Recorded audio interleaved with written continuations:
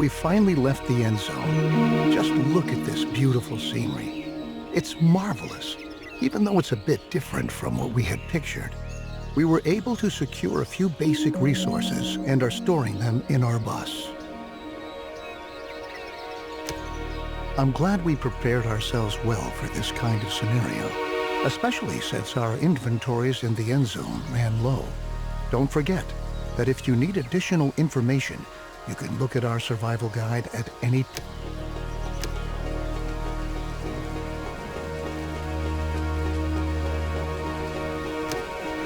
Well done. Everything you need to know should be right here.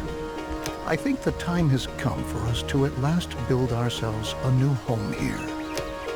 Before we can construct buildings at all, we have to assign the profession builder to several settlers so that they can take care of construction contracts. In general, it's your responsibility to decide which tasks are important. All right, your builders will be ready as soon as construction contracts have been issued. It's time to start focusing on our key and most basic need, water. The first thing we ought to do is to establish a working water supply. So we'll move on to our first construction contract. Place and build a jetty by a lake in the vicinity of your town center.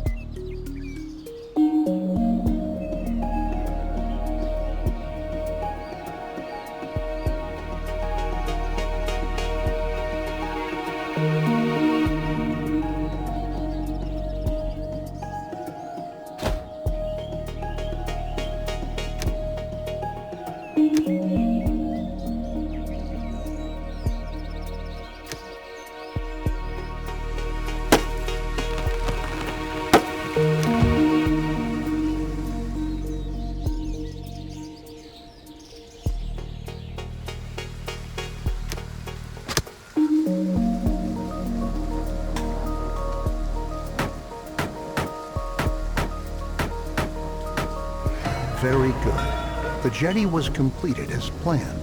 Now we have a place where we can collect water.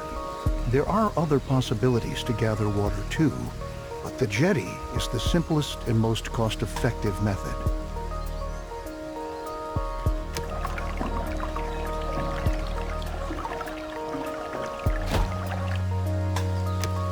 We can obtain and store water from different sources, like a jetty, rain collector, or well in the cistern. The cistern should always be in close proximity to a water source so that our water carriers don't have to walk too far.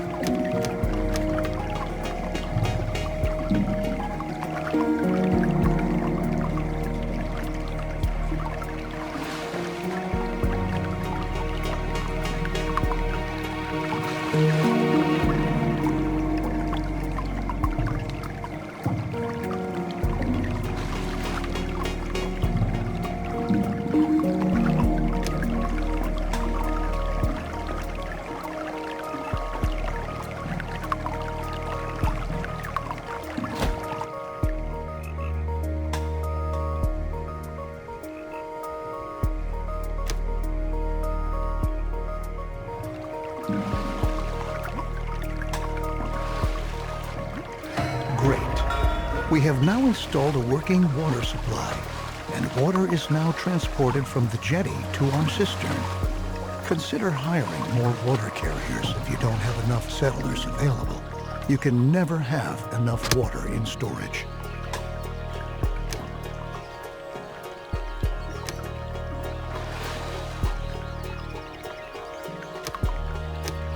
Now we should focus on food production. It's important to ensure the supply right from the start. A gatherer's cabin, a hunting lodge, or a fishing hut can directly remedy the situation. I suggest starting with a fishing hut, since we're already located near a lake.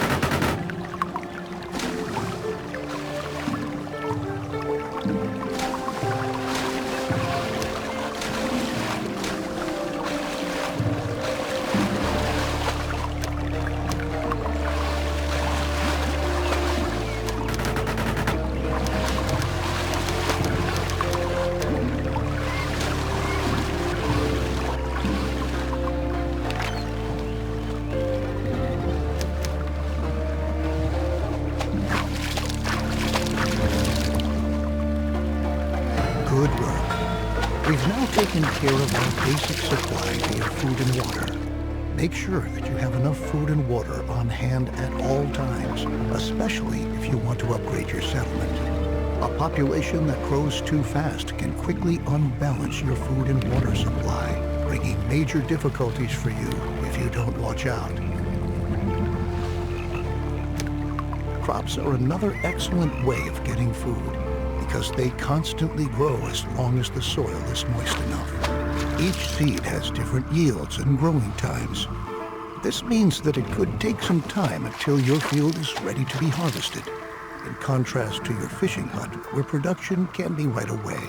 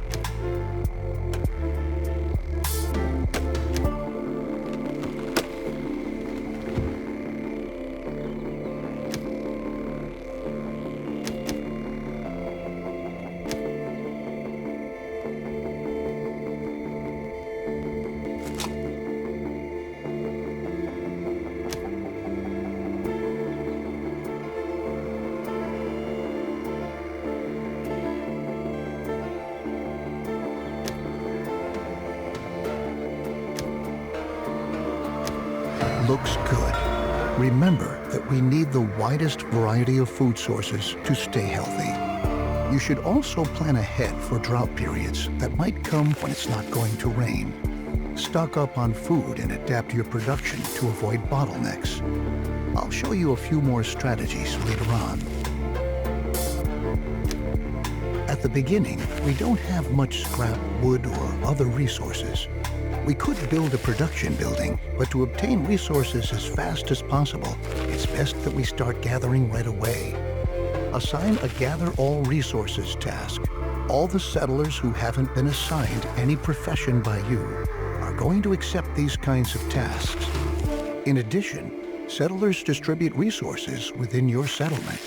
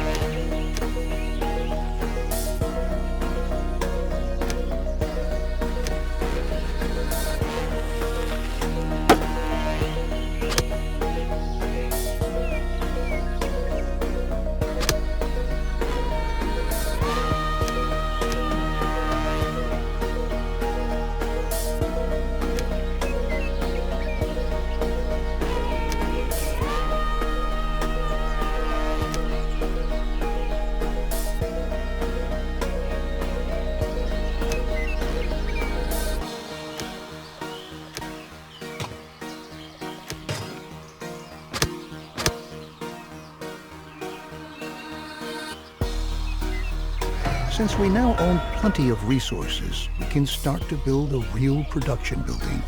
Then you don't have to always make efforts by hand that collecting is taking place. Production buildings are not only easier to manage, they are also distinctly more effective than simple tasks. Don't place production buildings too far away from your settlement. You'll be able to change their working area at any time later on. Right on. The best thing for us to do now is to build a forester's lodge to automate our supply of wood and make it more effective at the same time.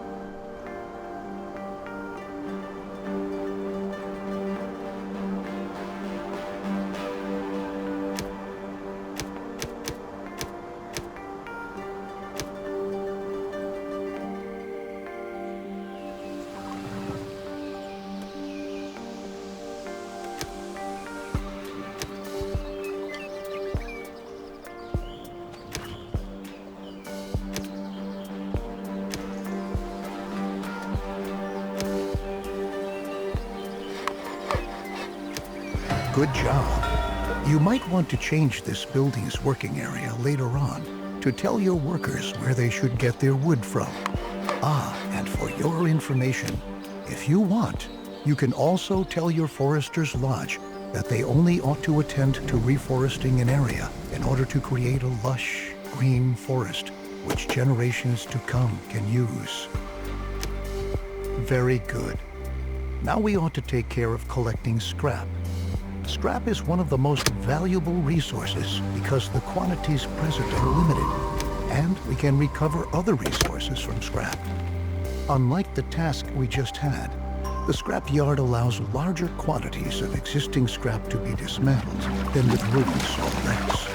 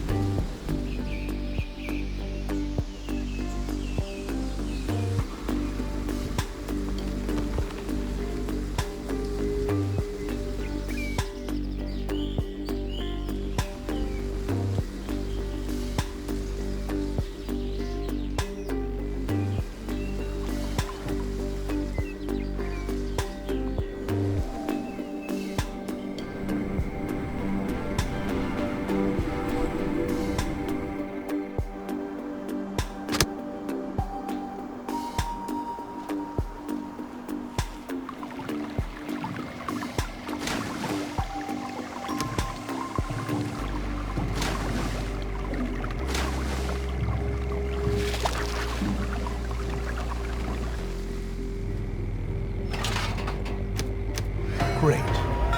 You can change the working area for the scrapyard, too. We can recycle scrap into 4 additional resources: cloth, metal, plastic, and electronics. We'll do that shortly, but for now, we ought to take care of your settlers' needs first.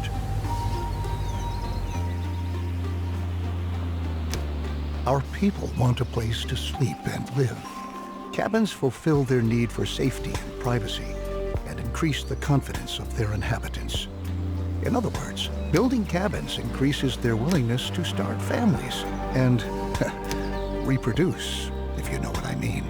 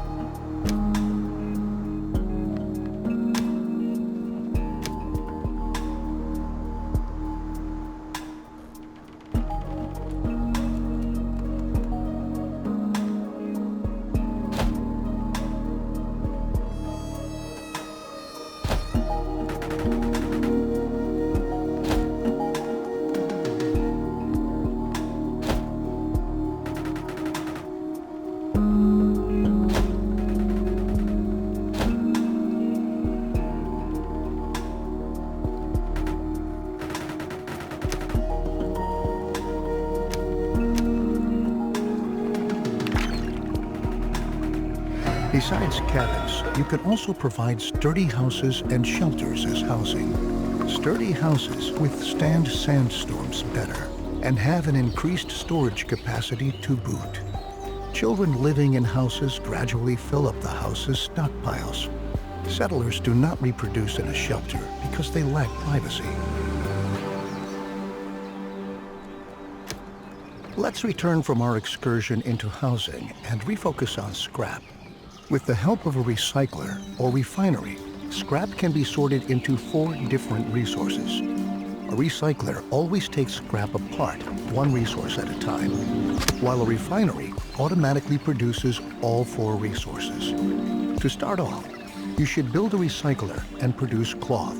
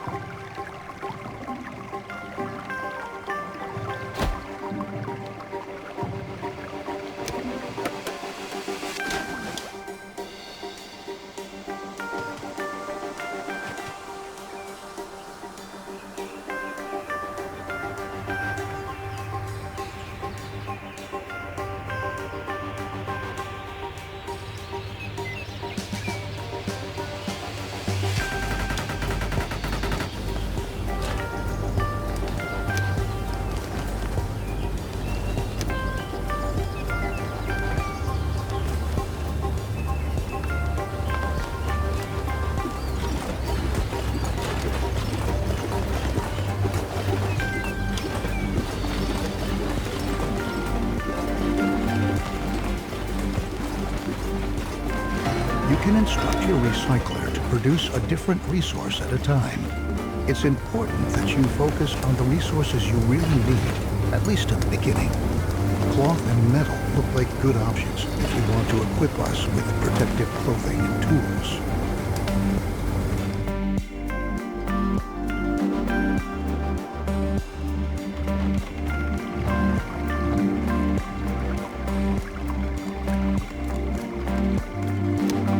Happy settlers are industrious settlers. That's why we ought to look after our people and protect them against the surroundings and dangers, like radiation. So let's start by transforming our newly recovered cloth into protective clothing. A tailor will be able to help us with that.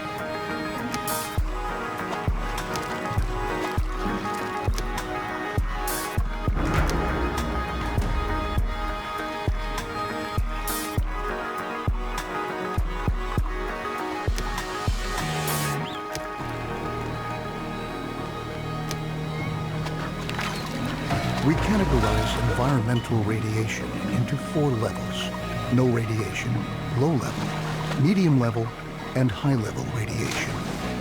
The radiation changes constantly and is influenced by weather and contaminated rain.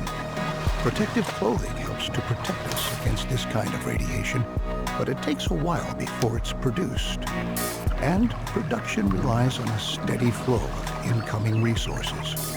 Try to establish production chains at an early stage and start to stockpile goods so that some are always on hand.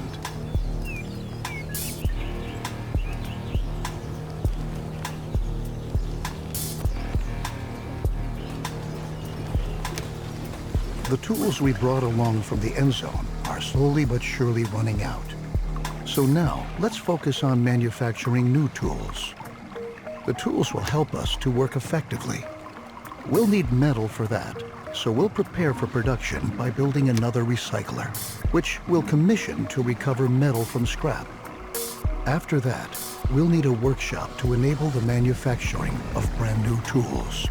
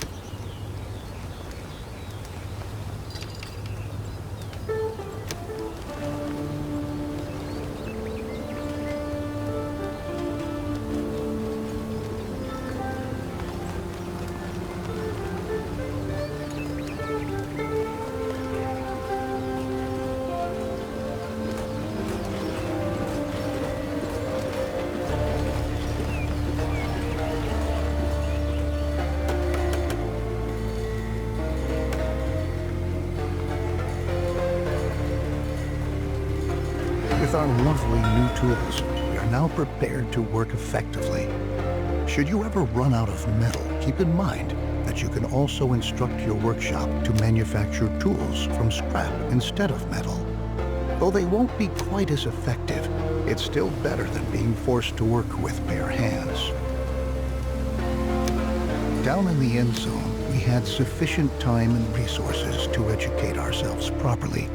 But our children don't have this luxury. We ought to build a school and pass on what we've learned. As a result, they will be able to survive and work better and more effectively.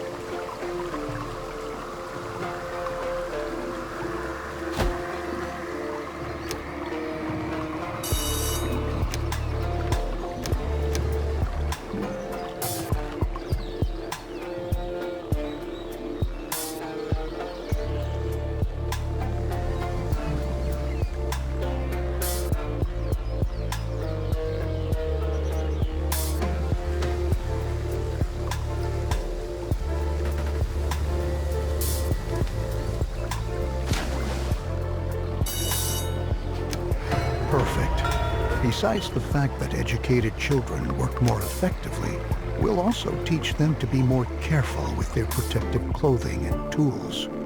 This, in turn, leads to them staying intact longer, and we conserve valuable resources. Now that our population is starting to grow, we ought to again turn our attention to the topic of food production. We are already accumulating fish and tilling our fields. A gatherer's cabin will now enable us to gather mushrooms and berries from the forest nearby.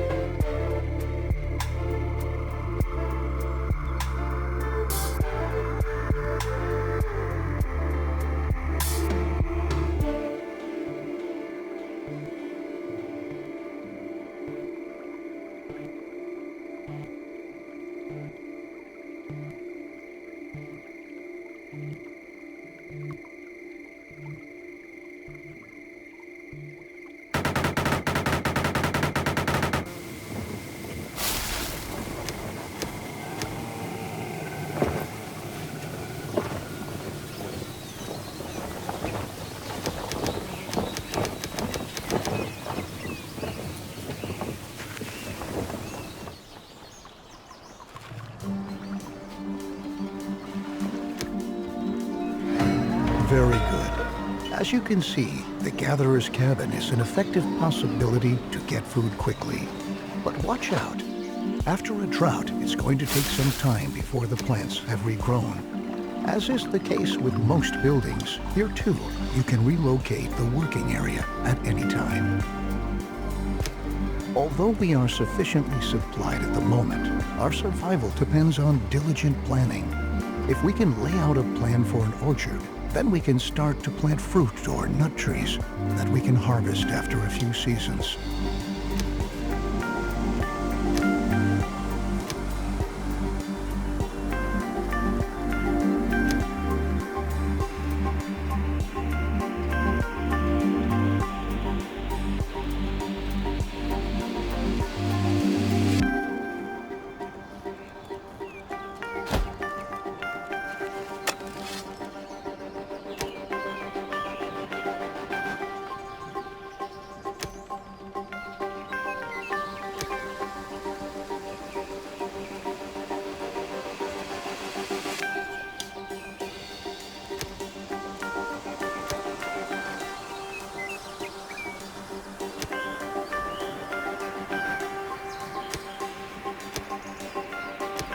The orchard has been laid out, and the trees are already beginning to grow. Similar to crops for farming, trees need some time until they are fully grown. But once they have grown, they can be harvested again and again until they have to be newly planted. Our gatherer's cabin gathers food from the surrounding forests. However, there are any number of other plants there which we can use as well. These plants can be gathered by an herbal hut. The herbs gathered there can be consumed by settlers to replenish their health.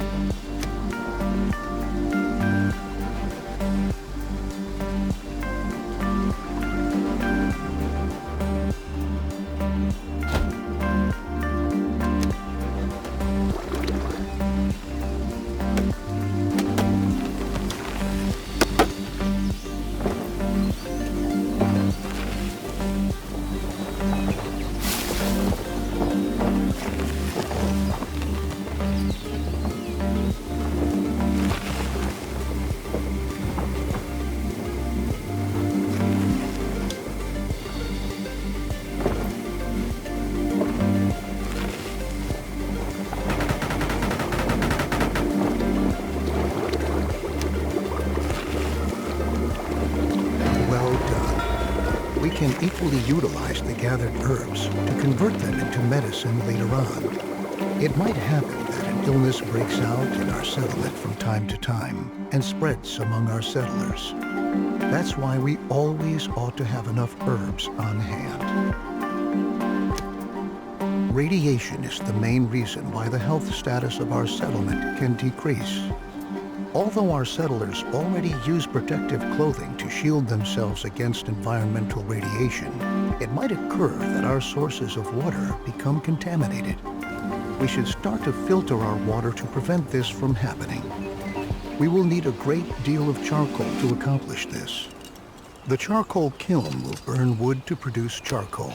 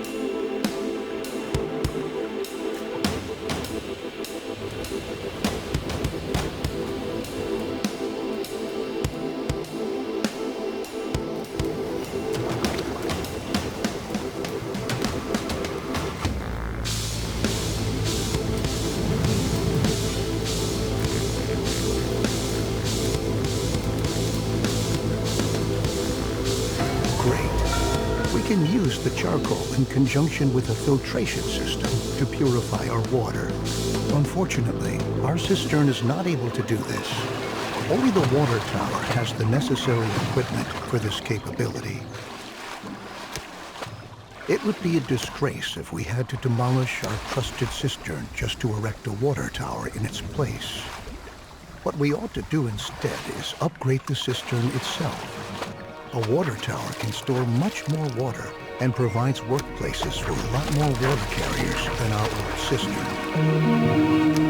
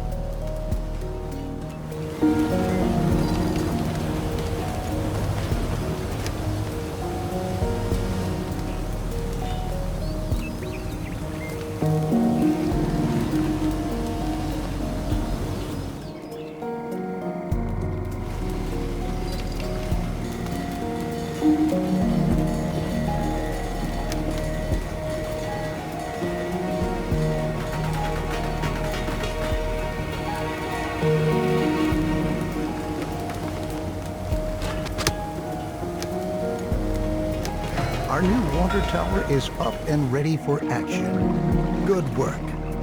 Filtering the water is an important next step because clean drinking water is a key mainstay of any stable society. Let's begin with filtering our water. To save on charcoal, we ought to ensure that at least a little bit of water not contaminated by radiation is being stored in our water tower. Water gained from a well is never contaminated by radiation, so it suggests itself for that purpose. Then we can use the remaining charcoal to produce better protective clothing.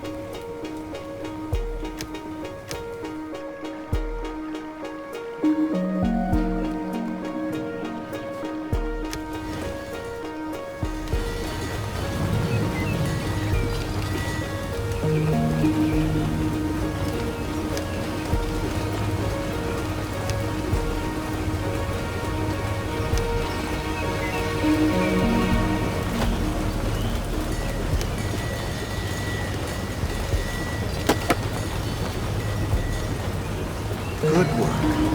We are continuously taking steps towards being better and better equipped to be able to survive in this hostile environment. Filtered water is a precious asset, and later on we can even use it to irrigate our fields. But let's not get ahead of ourselves. Not only our water can become a hazard for our settlers due to radiation, our food can too. We ought to erect a decontamination post to prevent settlers from eating meals contaminated with radiation.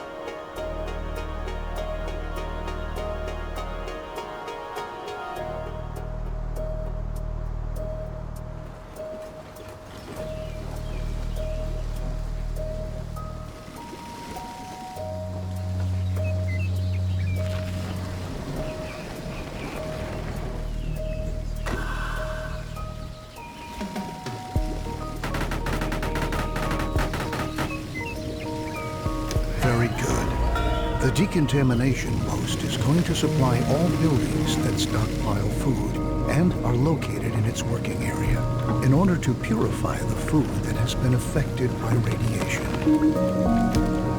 It's true. We should never forget that even when we optimally prepare and protect ourselves, we're still going to lose friends and members of our family time and again. We're going to mourn them come what may. But if we're able to bury them in a cemetery, then we'll get over the pain and let them rest in peace.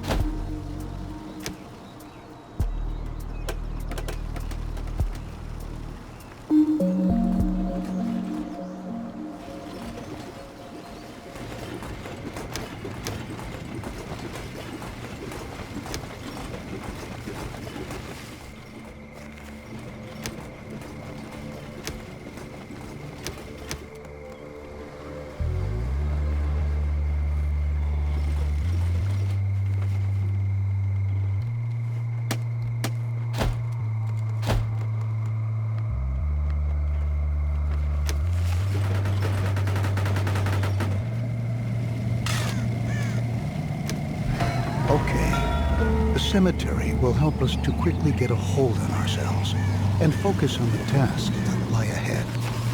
It's not a pleasant thought, but that's the way things are. At the very least, we're pioneers, aren't we?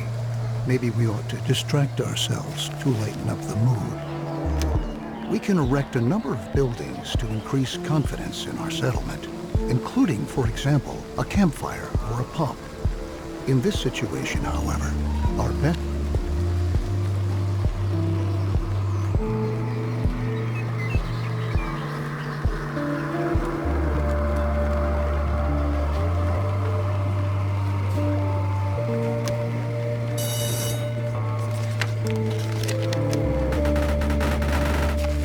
Very good. The new town center not only gives us more storage space, at the same time, it functions just like a campfire, too. Settlers can visit the new town center, and by doing so, increase their confidence for a while. Now that we have made efforts to ensure the spiritual well-being of our settlers, we ought to attend to their physical health as well. Our settlers can get sick from time to time. Settlers who have become infected with a disease can die from it if they're not treated. Settlers will go to a medical facility to have themselves treated and will be admitted there, provided that beds are still available. We ought to ensure our settlers' medical health care.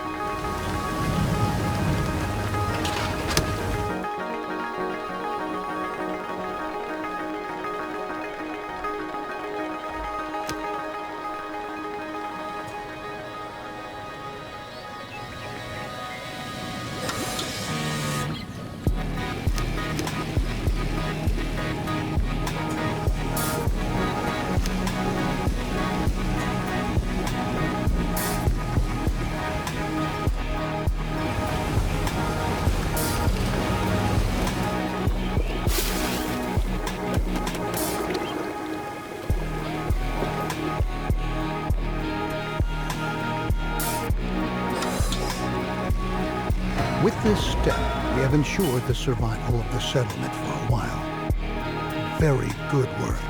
Since more and more children are being born these days, we should start to plan for the long term. While cabins are a good way to get settlers to start a family, they only provide limited space. This can quickly lead to people having to live on the street. Allow me to suggest to you that cabins be provided only in a very targeted manner in order to control the population growth of your settlement. Nothing is worse than not having enough resources to provide for everyone. We ought to build a shelter to be able to provide other inhabitants with a roof over their heads too.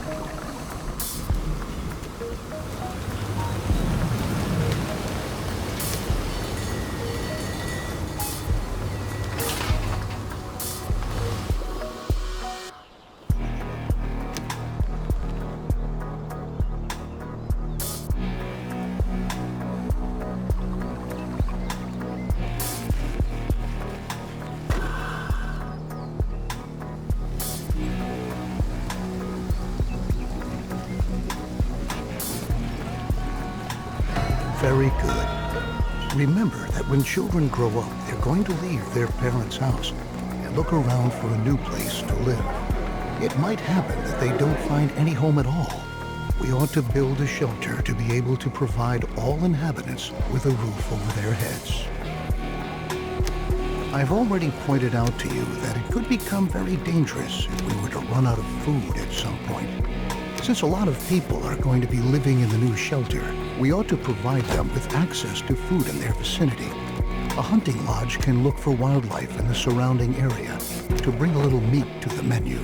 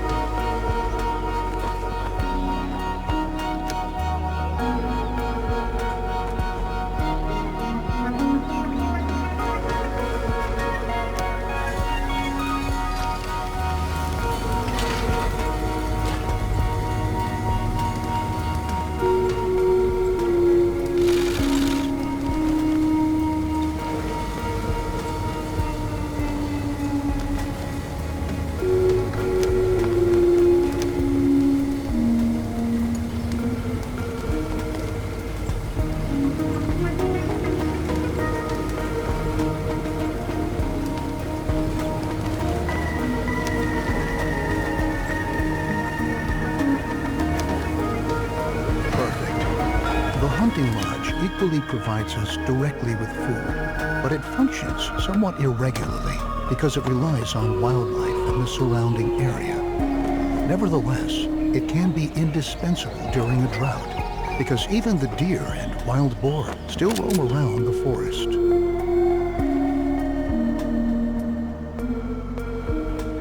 However, wild animals can not only be shot, they can be captured too. When a wild animal has been captured, it can be brought to a pasture and served there as livestock.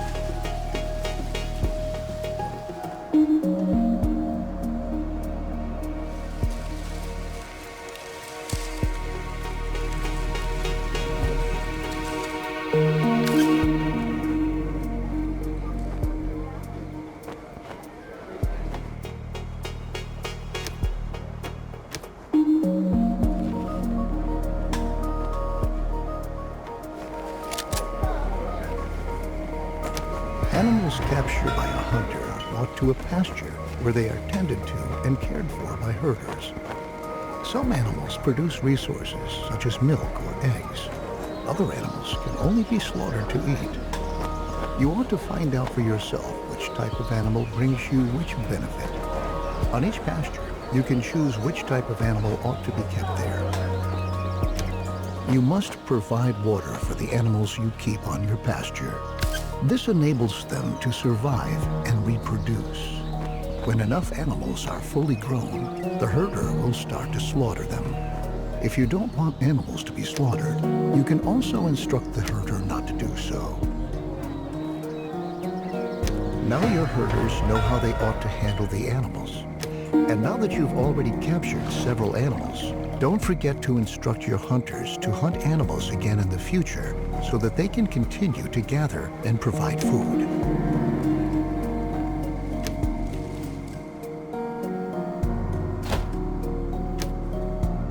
With our increased production, our stockpile is going to run out soon. The supply routes for our production buildings are getting longer and longer too. To tackle these problems, you want to build a temporary storeroom and have roads laid out.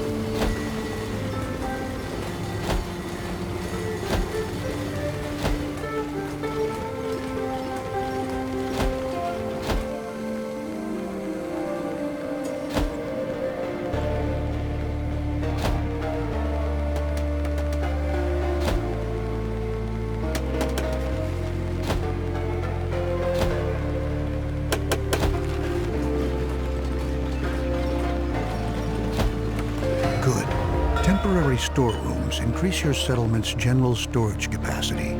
Place them in a targeted manner in order to shorten the routes for goods between your production buildings. Roads are equally a great benefit because settlers moving on roads can go distinctly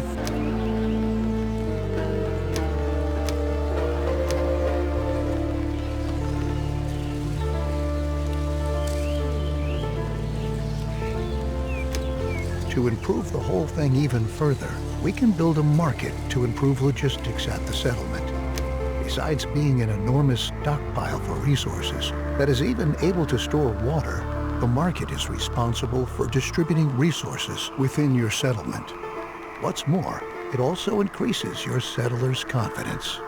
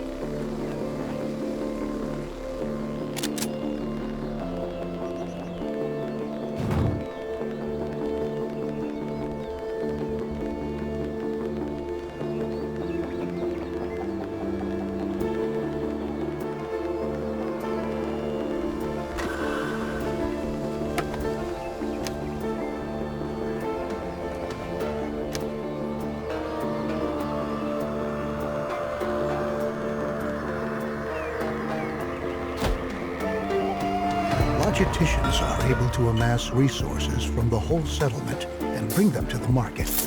This improves the flow of your products and leads to your settlers having to walk shorter distances to fulfill their individual needs. The combination of these attributes makes the market the ideal building when you want to enlarge or even relocate your settlement. The larger your settlement gets, the farther some settlers have to travel to get to all of the food you produce. To make life a little easier for them, you can build a food station. Logisticians who work at the food station will collect food from your storage buildings and production facilities and bring it to the food station.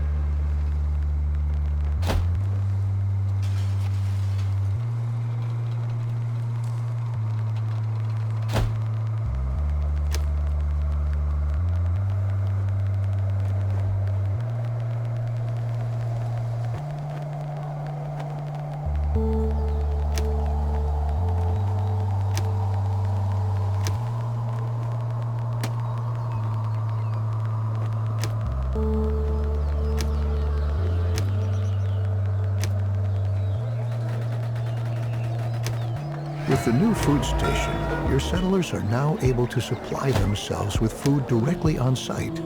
If your settlement is supposed to grow even further, you can think about whether you want to provide additional food stations. Distributing food at your settlement is going to prove to be extremely practical. However, your settlers not only need food to survive, they need water too. To be able to distribute water in a targeted manner, you can build a water point.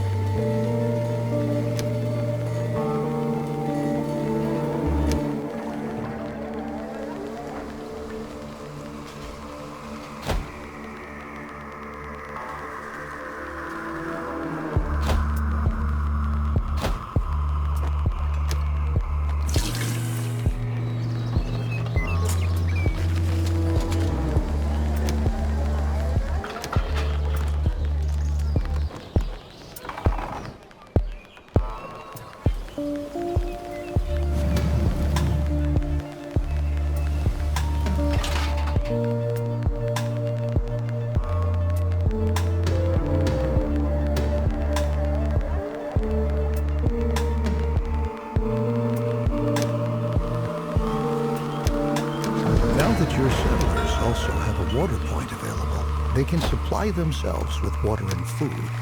Similar to how it's done at the food stations, this enables you to precisely control at which places your settlers are able to attend to their needs. Since we have our logistics under control, now we can concern ourselves with the weather and its challenges.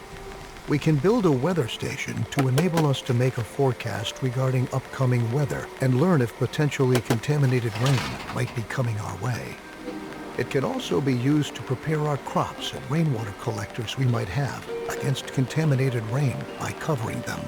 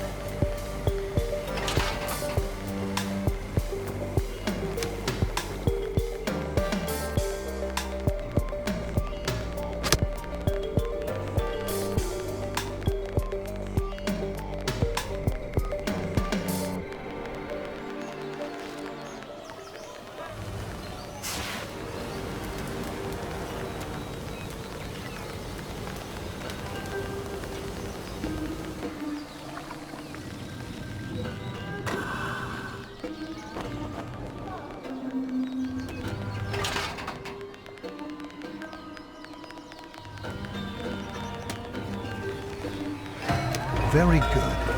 Now that we know what sort of weather awaits us and how we can protect ourselves against contaminated rain by covering our crops and rainwater collectors, we ought to attend to collecting the rain we want.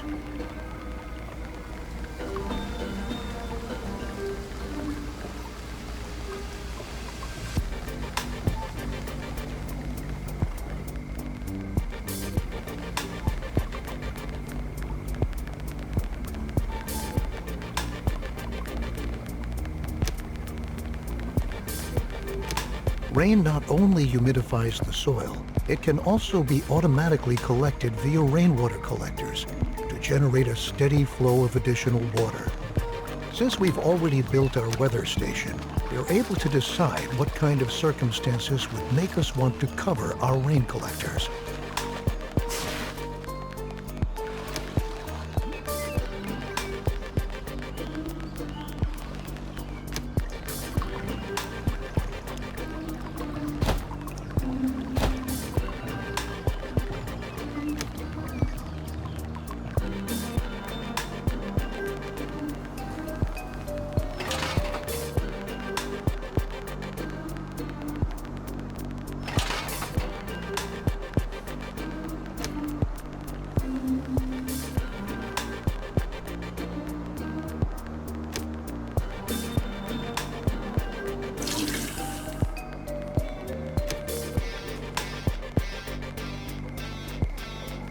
Never forget that our settlers might get sick if we distribute water contaminated with radiation at our settlement, even if they're wearing protective clothing. We should make sure that the collected water is as purified as possible.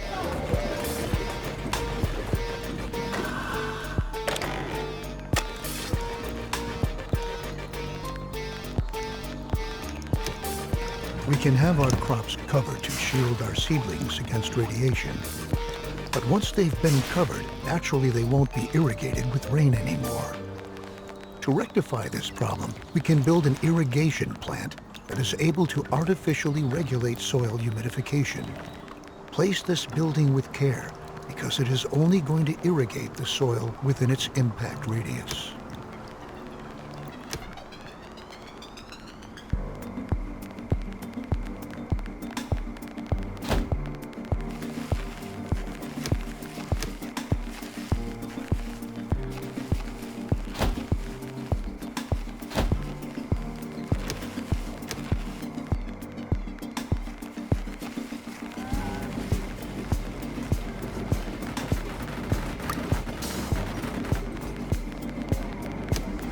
Fabulous. As long as our irrigation plant is supplied with filtered water, it is able to neutralize a possible contamination of the soil due to radiation. But watch out. When water contaminated with radiation is fed into the system, this can lead to precisely the opposite. And the irrigation plant itself may possibly cause radioactive pollution of its surrounding area.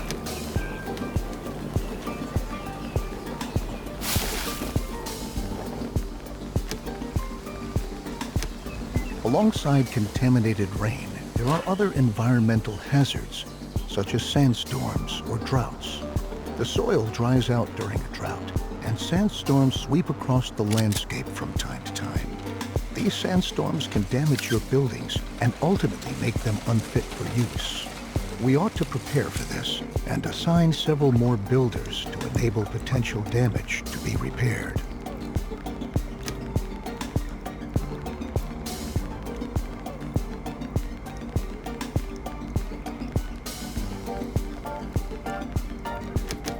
You can decide which type of task your builders ought to give priority to at our town center. You can instruct them to merely repair buildings, to erect new buildings, or to do both at the same time. This enables you to react quickly in crisis situations. For instance, in the event of a sandstorm, you can quickly attend to having damaged buildings repaired.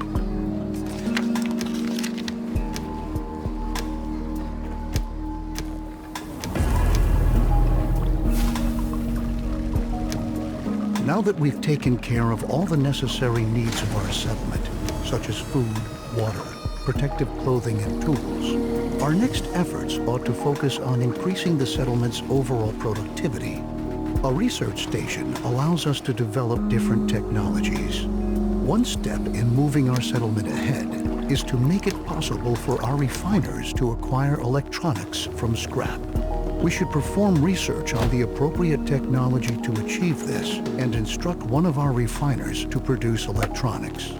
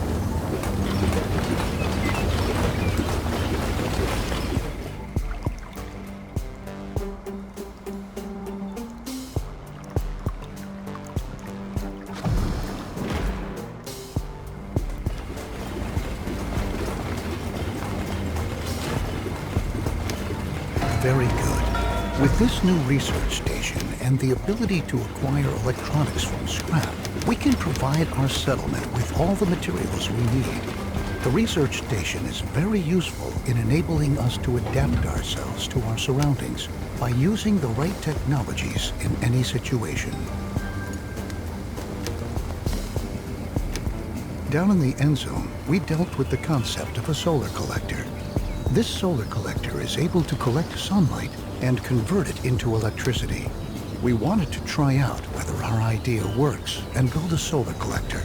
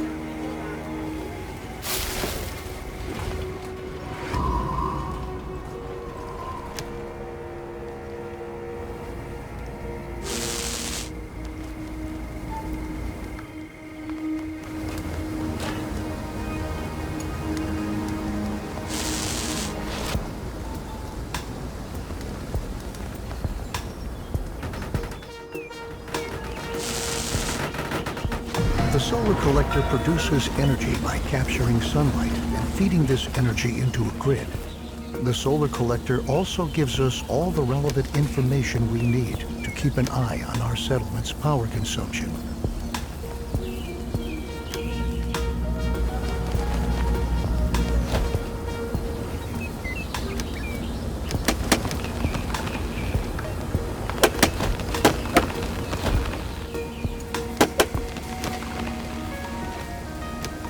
Each of your buildings automatically hook up to this power grid when you set up an electric power pole within the building's range.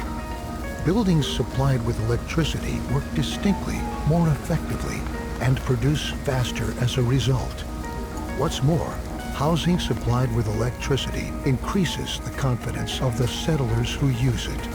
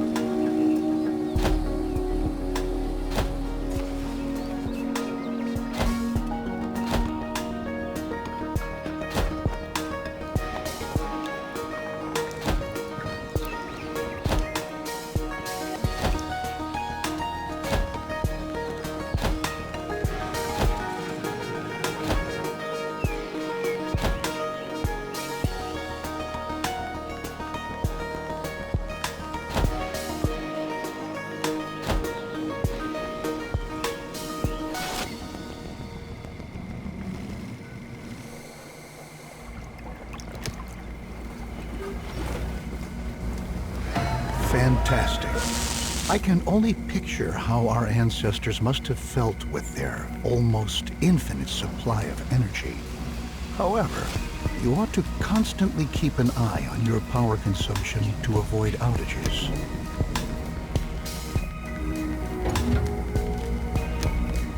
Logically, the solar collector is only able to produce energy during the daytime.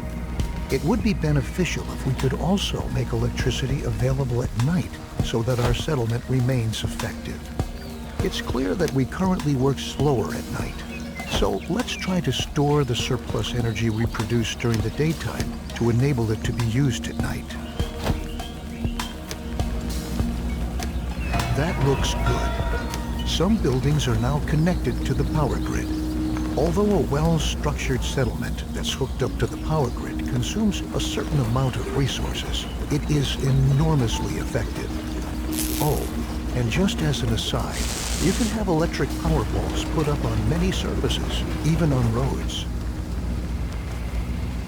Now that electronics are finally available to us, you can have your town center upgraded one more time to provide for more storage capacity.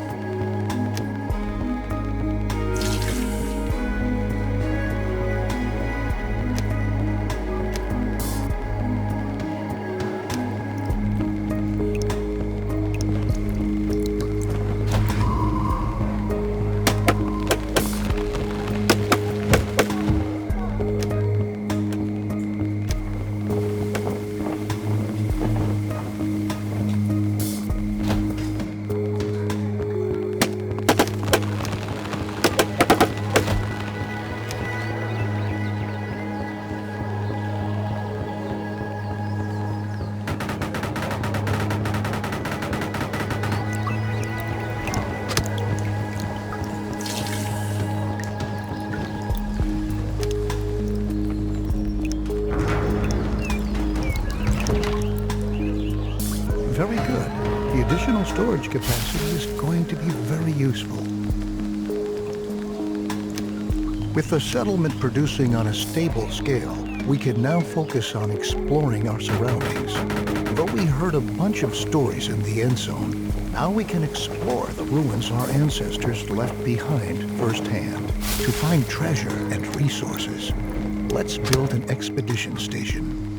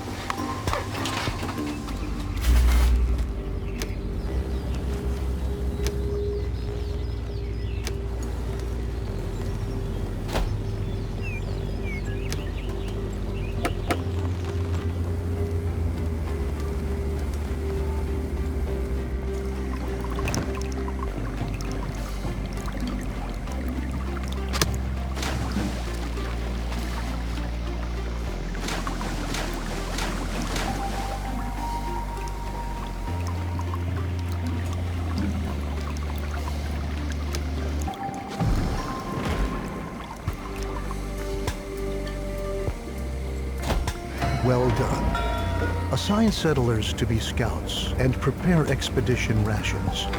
When you want to send off an expedition, you can decide the quantity of expedition rations with which to supply the expedition. As a result, you can control how long and how thoroughly it is able to explore a ruin. Let's send out a few scouts to find a ruin. The scout will visit the ruin you have designated and explore it. As a result, the scout will supply us with important information about the site that we should pay attention to when we start an expedition.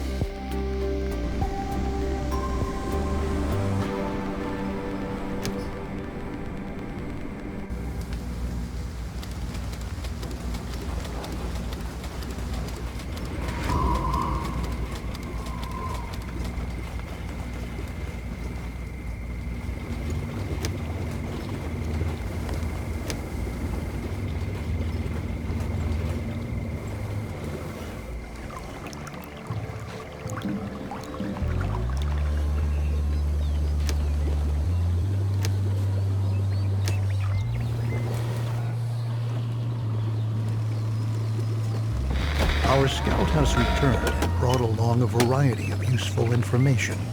Now that we know what we have to reckon with, we can put together a team in order to explore the ruin more precisely. Each ruin has its own challenges, secrets, and valuable resources. Choose settlers who fulfill the necessary prerequisites for the respective ruin, and give them enough expedition rations to take along. In addition, don't forget to equip them with protective clothing and tools to the best of your ability before you send them off.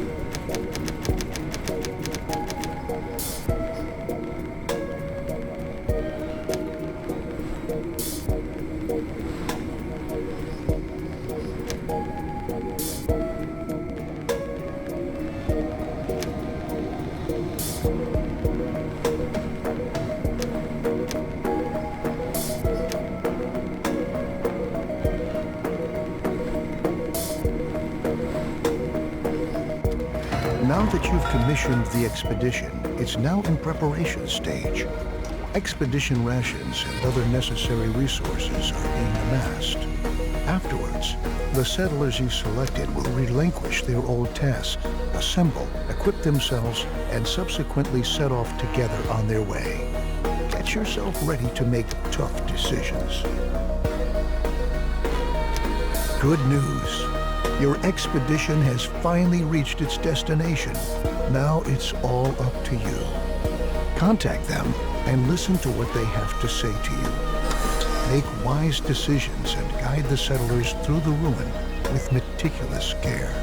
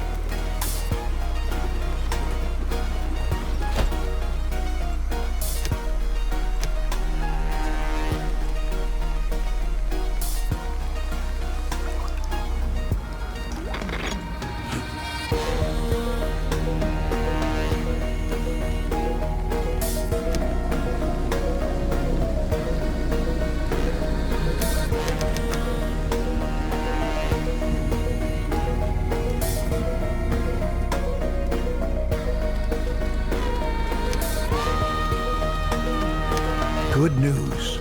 Your expedition has finally reached its...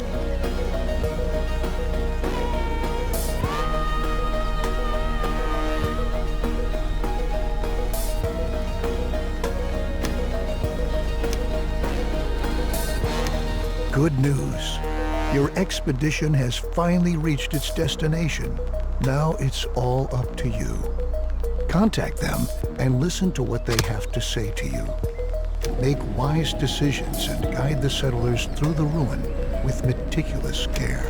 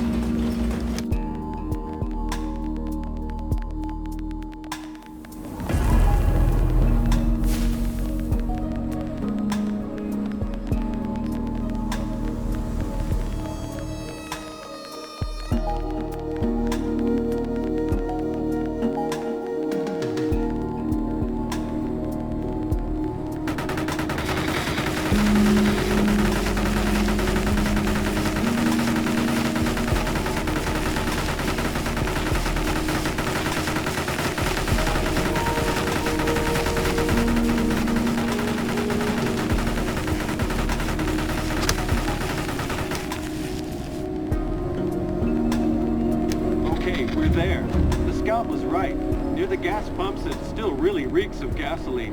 Maybe some valve sprung a leak and the vapors from the underground fuel tank are rising. We'd be better off not to light up a campfire here.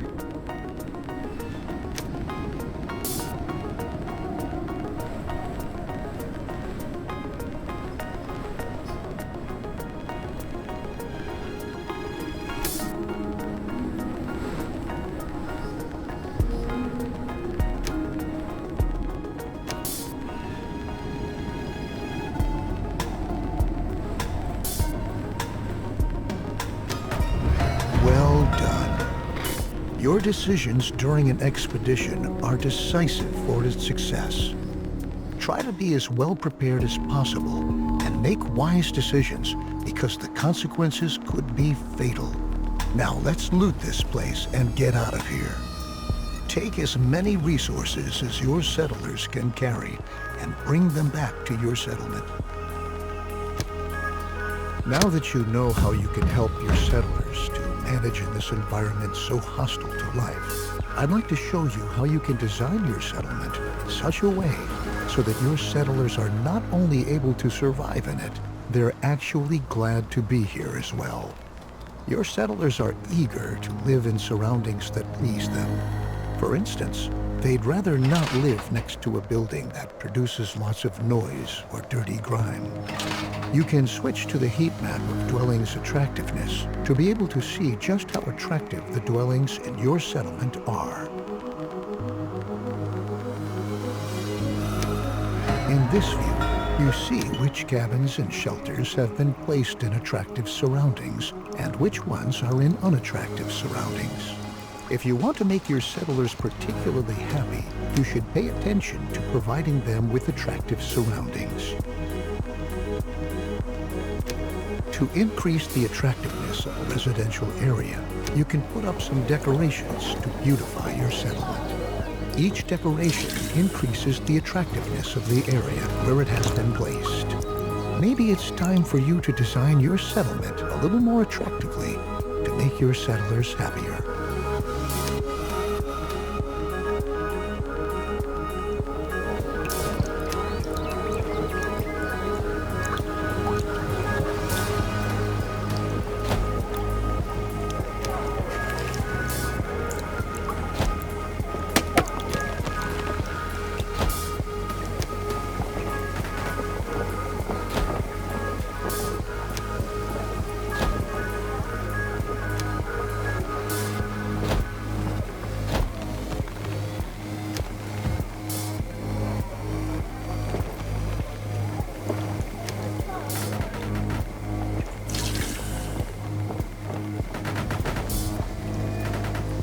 Your settlers are really going to like the newly built decorations. This way, you can even manage to design a residential area attractively that's located near industrial buildings. And with sufficient time and energy, even create a settlement where all your settlers are glad to live in it. Although living in a pretty neighborhood isn't the only thing that interests your settlers, they want you to take care of their other needs as well. If you provide them with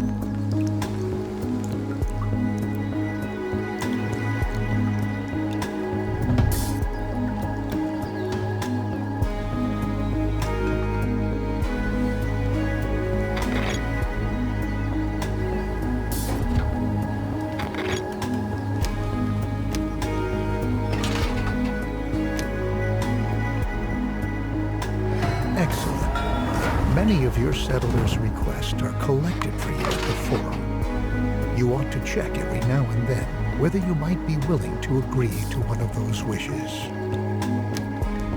However, the forum is not only responsible for enabling your settlers to turn to you. At the forum, you can address them too. You can issue decrees and establish rules at the forum.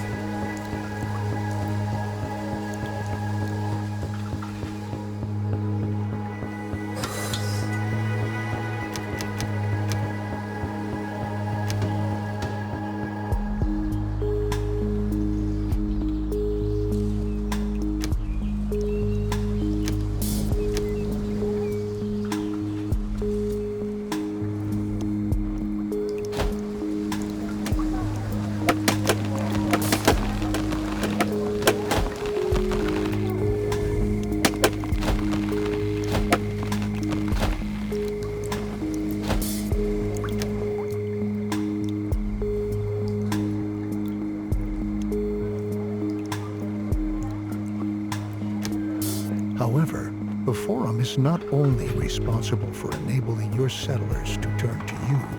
At the forum, you can address them too. You can issue decrees and establish rules at the forum, stating how your settlers need to behave. This way, for example, you can ration food and water, or go so far as to prohibit your settlers from reproducing in the near future.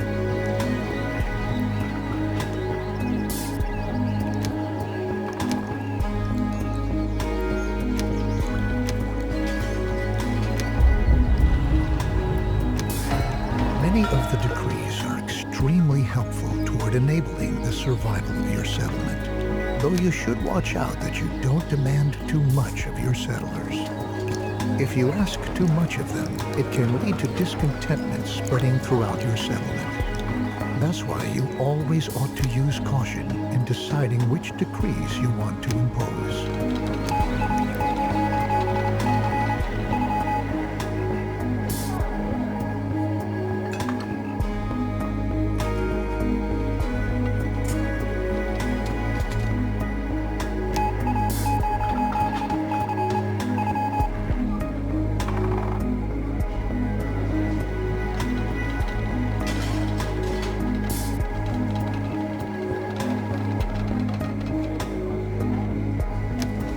Although such a thriving settlement like this one here not only has its advantages, it could be that the attention of prowling raiders is drawn to you, and you'll have to defend yourself against them.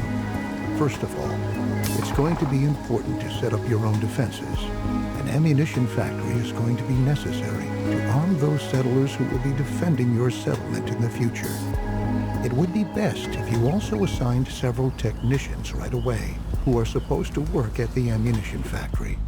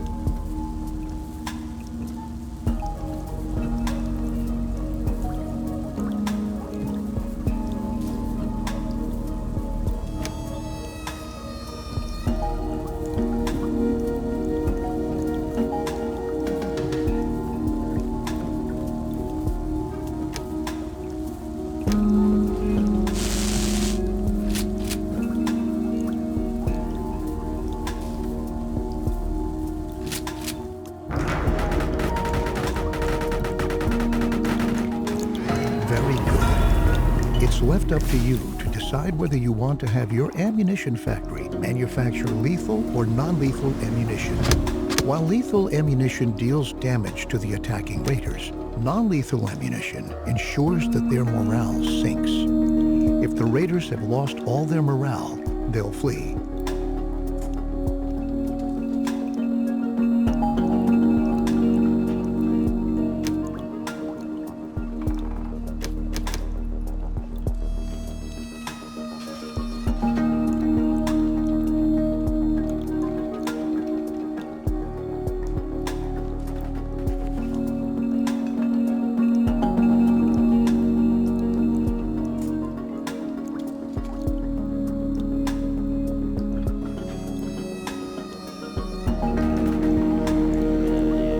No matter what type of ammunition you want to have manufactured, one thing can't be missing. Your ammunition factory requires some sulfur for production. Sulfur can be obtained in your mines. To do this, simply instruct your mines to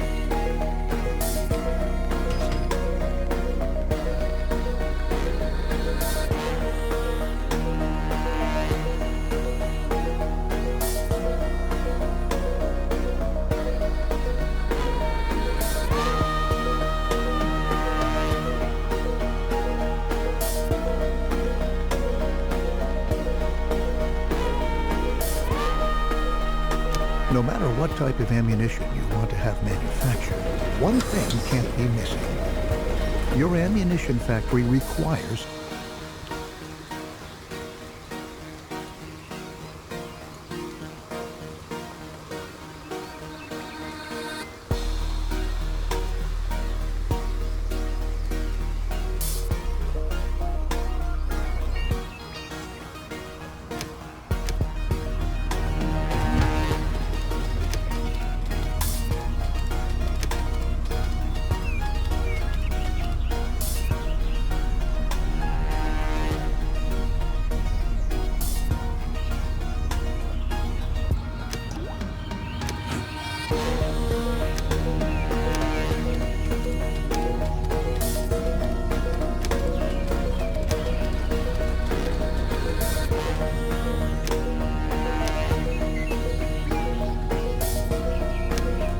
No matter what type of ammunition you want to have manufactured, one thing can't be missing.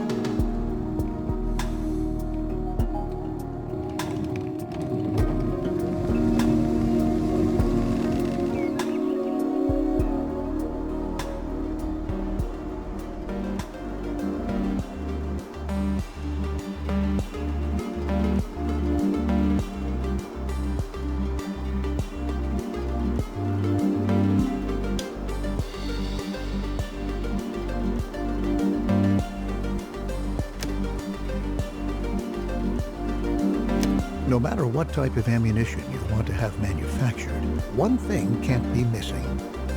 Your ammunition factory requires some sulfur for production. Sulfur can be obtained in your mines. To do this, simply instruct your mines to mine sulfur in the future.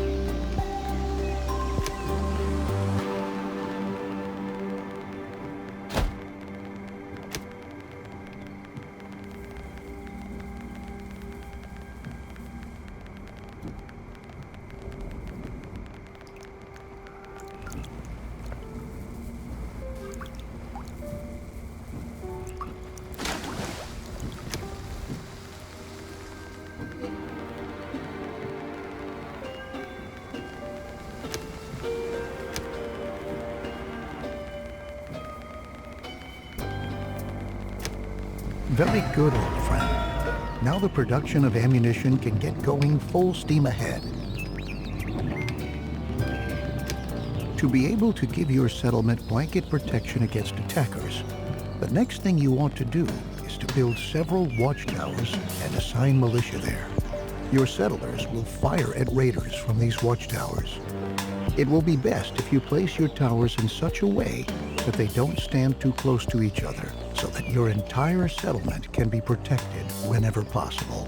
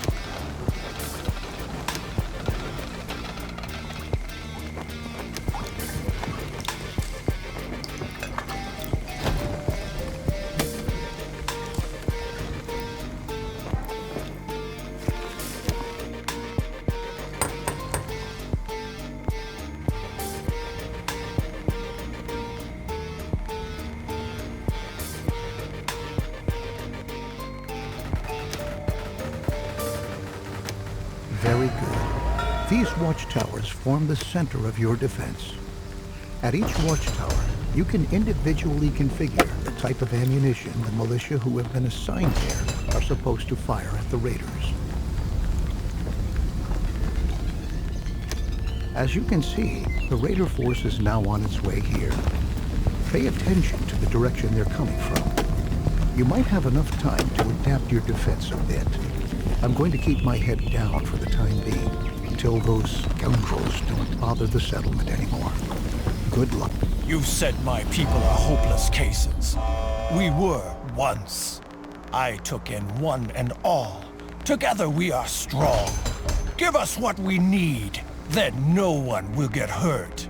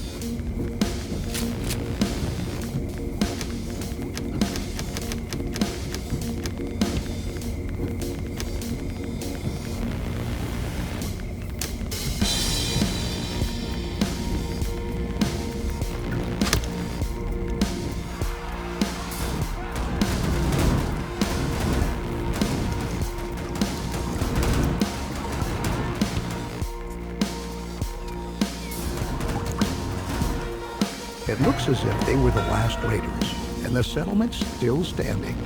Well, it did get a few scratches here and there, but nothing we couldn't recover from.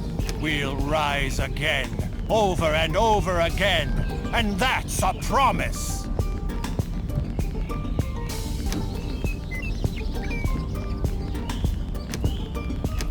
However, in many cases, the raiders won't be paying you a visit just like that, without any advance warning and a reason. Most of the time, they'll demand tribute from you beforehand. If you can pay this tribute, they'll leave you in peace. That is, at least for a certain period of time. This time, I want you to pay the tribute the raiders are demanding from you, so that we can focus on rebuilding here at the settlement.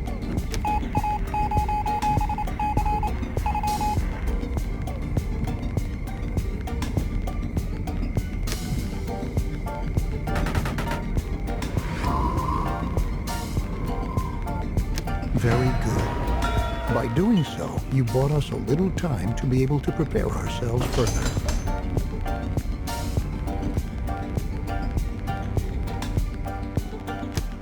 Now that this supply is ensured, your settlers are going to noticeably demand more luxury in their lives. After the lengthy trials and tribulations, they finally want to be able to enjoy the fruits of their hard work. The place where they can turn to you with such requests is the town hall. To build a town hall, you have to have the town center upgraded.